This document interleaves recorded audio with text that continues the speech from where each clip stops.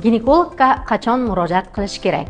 Hayz sikli buzilganda, hayz kechikishi, juda uzoq davom etishi yoki kam vaqt davom etishi va og'riqli bo'lishi, homiladorlikni rejalashtirish yoki tekshirish uchun, homilador bo'lishdan oldin yoki homiladorlik boshlanganini tasdiqlash, ona bola sog'ligi uchun, noqulaylik va og'riqlar bo'lsa, qorinning pastki qismida og'riq his etsangiz, gormonal muammolar, ortiqcha ko'k tuklanish, semirish yoki kayfiyat tez-tez o'zgarib turishi, stress alomatlari paydo bo'lishi, keskin kayfiyat o'zgarishlari, terlash, uyqusizlik yoki boshqa noqulayliklar.